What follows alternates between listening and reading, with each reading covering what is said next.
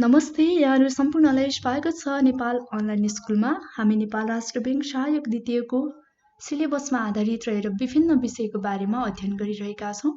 यसै क्रममा आजको यो भिडियोमा हामी 100 भन्दा बढी मोस्ट इम्पोर्टेन्ट जुन नेपाल राष्ट्र बैंक, राष्ट्र वाणिज्य बैंक, कृषि विकास बैंक लगायत अन्य बैंकहरुको लागि महत्त्वपूर्ण बैंकिङ क्षेत्रमा प्रयोग हुने शब्दावली र त्यसको पूर्ण रूप फुल फर्मको बारेमा चाहिँ हामी अध्ययन गर्नेछौं, हेर्नेछौं। आउनुस् आजको विषयवस्तुतिर लागौं।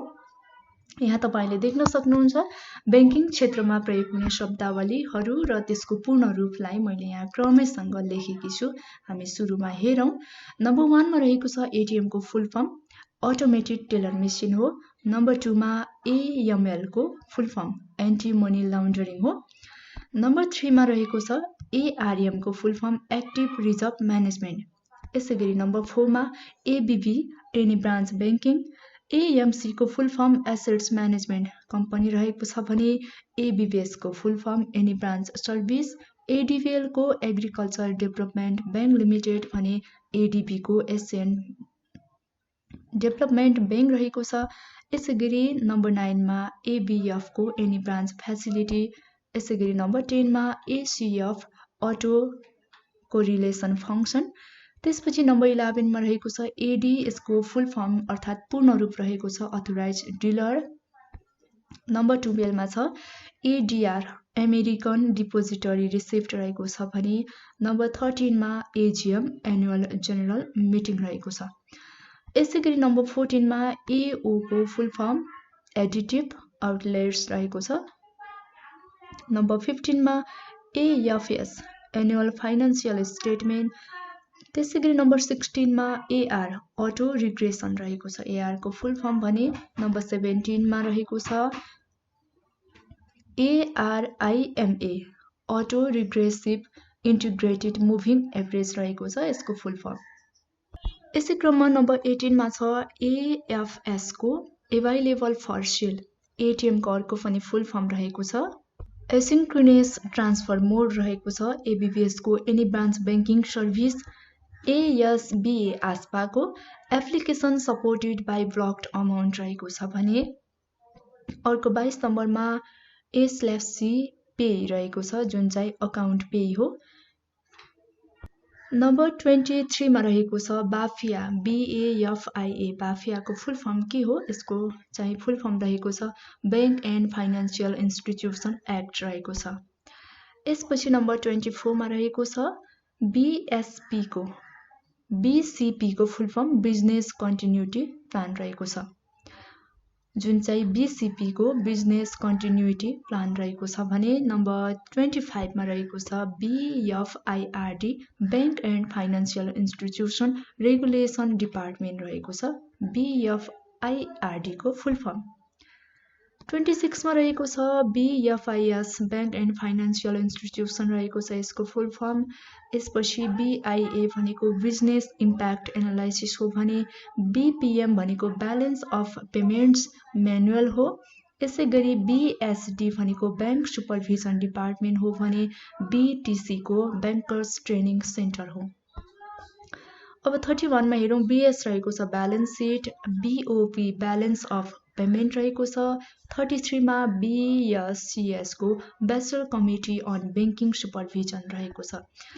अब 34 मा रहेको छ BSR को बेसिक स्ट्याटिस्टिकल रिटर्न्स रहेको छ। बेसिक स्ट्याटिस्टिकल रिटर्न्स BSR को फुल फर्म हो। अब CDGS को central depository for government securities रहेको छ। CMD को करेन्सी म्यानेजमेन्ट डिपार्टमेन्ट। CMS को कन्टेन्ट म्यानेजमेन्ट सिस्टम रहेको छ। यसपछि COVID को फुल फर्म रहेको छ control objectives for information and related technologies रहेको छ भने COS को कोड अफ कन्डक्ट रहेको छ। CPD को कर्पोरेट प्लानिङ डिपार्टमेन्ट हो भने CVPS को currency verification and processing system रहेको छ। CDR को क्रेडिट डिपोजिट रेसियो। CCR को क्यास क्रेडिट रेसियो र 44 मा रहेको छ CEO चीफ एक्जिक्युटिभ अफिसर। यसपछि 45 मा CR भनेको क्रेडिट 46 मा CIC को क्रेडिट इन्फर्मेसन सेन्टर, CAF को क्रेडिट एप्रेजल फर्मेट, त्यसपछि CFT को कम्ब्याट अगेन्स्ट फाइनान्शियल टेरोरिजम रहेको छ। अब 49 मा हेरौं। 49 मा CAD क्याड रहेको छ। यसको full form capital account deficit रहेको छ भने 50 मा CBS को full form consolidated banking statistics रहेको छ, जुन चाहिँ कन्सोलिडेटेड बैंकिङ स्ट्याटिस्टिक्स CBS को फुल फर्म हो। अब यहाँ CC भनेको क्याश क्रेडिट, CD भनेको सर्टिफिकेट अफ डिपोजिट, CF भनेको कम्पनी फाइनान्स, CFRA भनेको combined finance and revenue accounts रहेको छ भने CGRA भनेको currency and gold revaluation account रहेको छ, जुन CGRA को चाहिँ यहाँ हेर्न सक्नुहुन्छ तपाईले currency and gold revaluation account हो। अब 56 मा यहाँ 56 मा CO क्यापिटल आउटले रहेको छ। CP भनेको कमर्सियल पेपर, TPI भनेको कन्ज्युमर प्राइस इन्डेक्स अनि CPI-IW भनेको consumer price index for industrial workers रहेको छ। CR भनेको क्यापिटल रिसिप्ट भयो, CRAR भनेको capital to risk weighted assets ratio, CRR भनेको क्याश रिजर्भ रेशियो, अनि 63 मा DBST भनेको डेभलपमेन्ट बैंक सुपरभिजन डिपार्टमेन्ट रहेको छ। 64 मा DR डेबिट भइहाल्यो। 65 मा रहेको छ DCB demand collection and balance रहेको छ, अनि DD भनेको डिमान्ड ड्राफ्ट, अनि DC भनेको डाटा सेन्टर, DCGF भनेको deposit and credit guarantee fund, DRS भनेको डिजास्टर रिकभरी साइट, DVP भनेको डेलिभरी पर्चेज पेमेन्ट रहेको छ। यसपछि DOSRI भनेको directors, owners, staffs, relatives and internet groups रहेको छ। अब 72 मा छ ECB युरोपियन सेन्ट्रल बैंक रहेको छ, अनि EEA को एक्सचेन्ज इक्विलाइजेसन अकाउन्ट रहेको छ भने EEC को युरोपियन इकोनोमिक कम्युनिटी र FCA को फरेन करेन्सी एसेट्स रहेको छ भने FCCB को फरेन करेन्सी कन्भर्टिबल बोन्ड रहेको छ। अब 77 मा हेरौं। FCNRA को फुल फर्म के हो भन्दा foreign currency non resident account रहेको छ भने FCNRD को foreign currency non repatriable deposit रहेको छ। यसपछि 79 मा FDI को full form foreign direct investment रहेको छ। 80 मा FCST को full form finance company supervision department. 81 मा FEMA जुन फेमा रहेको छ, यसको फुल फर्म भनेको फरेन एक्सचेन्ज म्यानेजमेन्ट एक्ट रहेको छ भने FI एन्ड फिन्टेज भनेको फाइनान्शियल टेक्नोलोजी, FIU भनेको फाइनान्शियल इन्फर्मेसन युनिट रहेको छ, FMD को फाइनान्शियल म्यानेजमेन्ट डिपार्टमेन्ट, FSIS भनेको फाइनान्शियल साउन्डनेस इन्डिकेटर्स रहेको छ।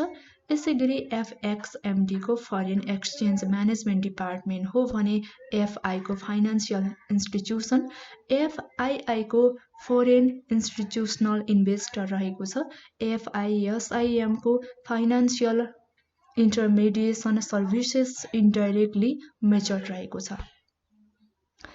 अब यहाँ फ्लास FLAS को चाहिँ फरेन लिएबिलिटिज एन्ड एसेट्स सर्भे रहेको छ, FOF फ्लो अफ फन्ड्स रहेको छ, FPI को फरेन पोर्टफोलियो इन्भेस्टमेन्ट रहेको छ। यसैगरी FRA को फरवार्ड रेट एग्रिमेन्ट, FRN को फ्लोटिङ रेट नोट, FWG को first working group on money, यसपछि FPO को फर्दर पब्लिक अफरिङ, FDR को फिक्स डिपोजिट रिसिप्ट, FD को फिक्स डिपोजिट। हामीले 100 वटा बैंकिङ शब्दावली र त्यसको पूर्ण रूप हेरिसकेका छौं। अब बाँकी हेर्छौं। यहाँ GL भनेको जनरल लेजर रहेको छ, GON भनेको गभर्नमेन्ट अफ नेपाल, GSD भनेको जनरल सर्भिसेस डिपार्टमेन्ट रहेको छ, GDP भनेको ग्रोस डोमेस्टिक प्रोडक्ट, GDR भनेको ग्लोबल डिपोजिटरी रिसिप्ट, GPD भनेको ग्रोस प्राइमरी डिफिसिट रहेको छ। HR भनेको ह्युमन रिसोर्सेस, HRMD भनेको ह्युमन रिसोर्सेस म्यानेजमेन्ट डिपार्टमेन्ट रहेको छ। यसैगरी HRM human resource management, HRMISS human resource management information system software रहेको छ भने HFT को head for trading, HO head office, HOD head of department, IBRD भनेको international bank for reconstruction and development रहेको छ भने IFAD भनेको international fund for agriculture development. यसैगरी IAD भनेको इन्टर्नल अडिट डिपार्टमेन्ट, ICAAP भनेको internal capital adequacy assessment process रहेको छ। यसैगरी ICT को information and communication technology, IIP को इन्टरनेसनल इन्भेस्टमेन्ट पोजिसन, यसैगरी IRC को इन्ट्रेस्ट रेट कोरिडोर, IRD को इन्टरनेसनल रिलेसन डिभिजन हो भने IRMF को इन्टिग्रेटेड रिस्क म्यानेजमेन्ट फ्रेमवर्क रहेको छ।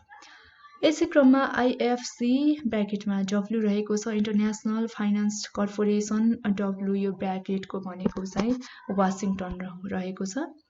IFR को इन्भेस्टमेन्ट फ्लक्चुएसन रिजर्भ अकाउन्ट रहेको छ।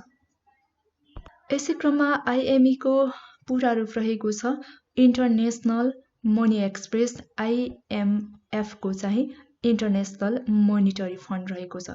त्यसपछि IPO को इनिशियल पब्लिक अफरिङ, त्यसपछि IOTT को input output transaction table, IP को इन्ट्रेस्ट पेमेन्ट्स, ITIL को इन्फर्मेसन टेक्नोलोजी इन्फ्रास्ट्रक्चर लाइब्रेरी रहेको छ।